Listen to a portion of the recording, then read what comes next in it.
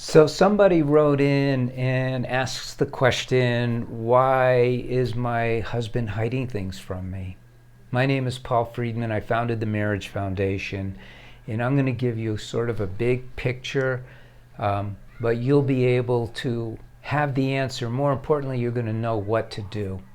So usually we get these kind of questions. I've been doing this for over 20 years, so I think I've seen it all. And I actually saw more than all because I used to be a divorce mediator and would hear stories, some of which were pretty crazy.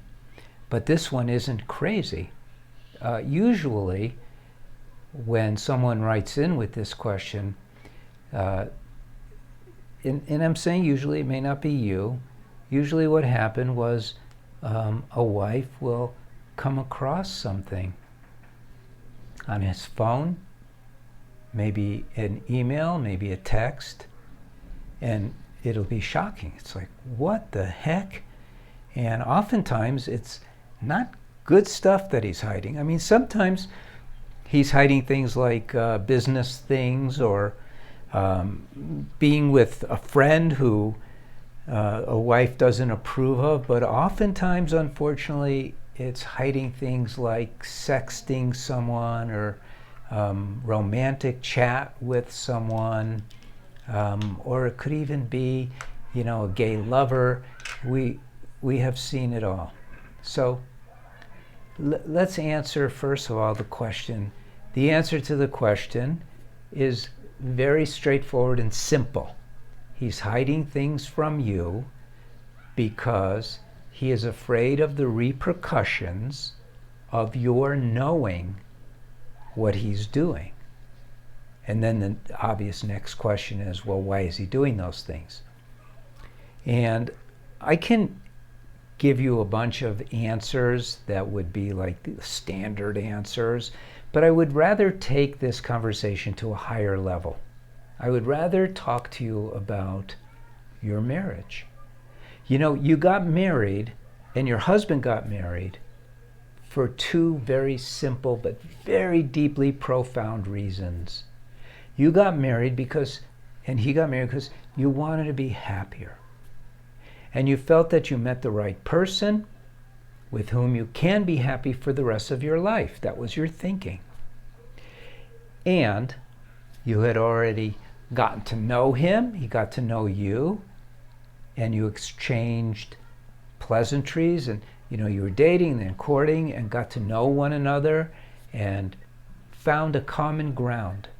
However, and this is really important, you didn't find what I call the common ground, because no one teaches us this stuff. They don't. The common ground is the foundational basis for marriage. What is it? It isn't similar likes and dislikes. It's not that you like the same movies, the same books, the same kinds of food. No, that has very little to do with marriage, believe it or not.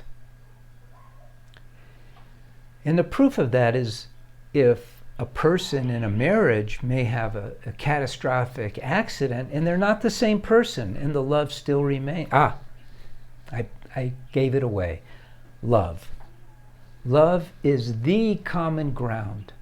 What happens when you get married is you've made a decision about the person, and you've also made a decision to do something that you've never done before, and that is voluntarily.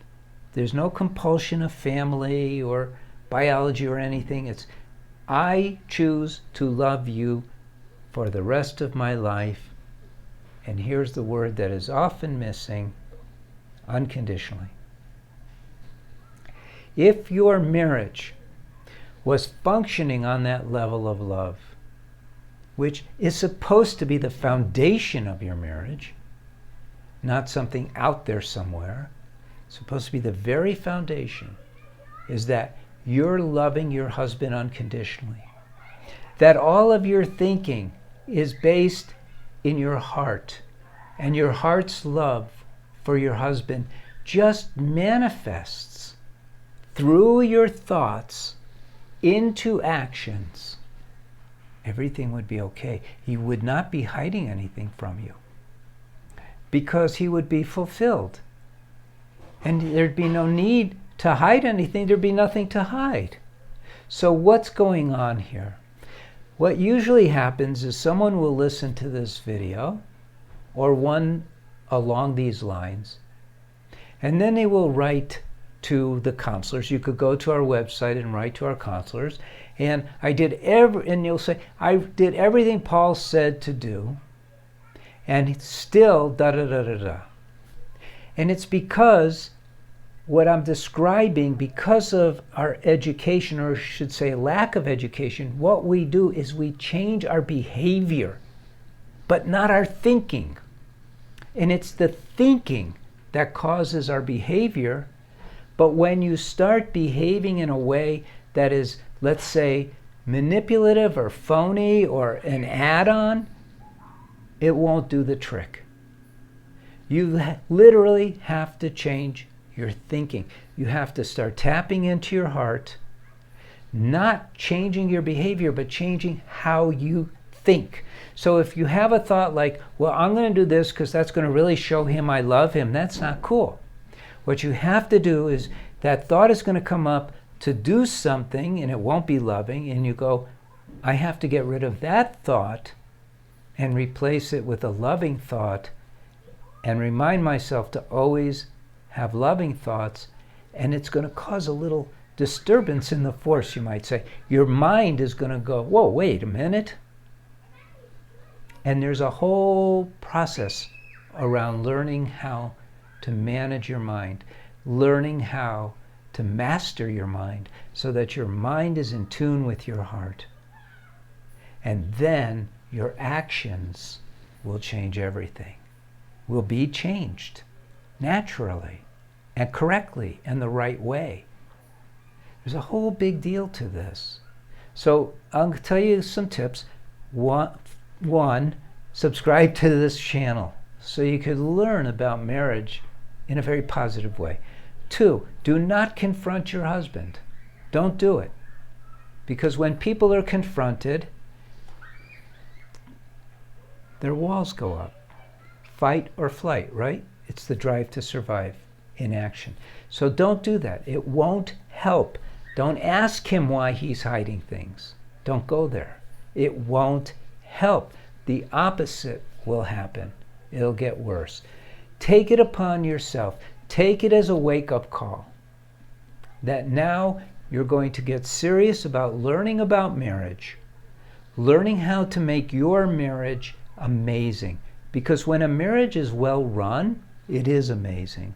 When it's based in love and everything happening in that marriage is based upon love, the term marital bliss becomes very real. Happiness becomes every day better, and your lives will change. So like this video, go to our website, themarriagefoundation.org, see what we have to offer. Definitely subscribe and join again. Start learning about marriage from this different point of view. See it for what it is. It's a very spiritual, beautiful thing that will fulfill you more than anything else in life. Anything. I promise you that. God bless and take care. And you may leave a comment. People use the comment to leave questions sometimes, and I'm very happy to answer those. Otherwise, you could write to our counselors, and they're happy to answer your questions. Take care.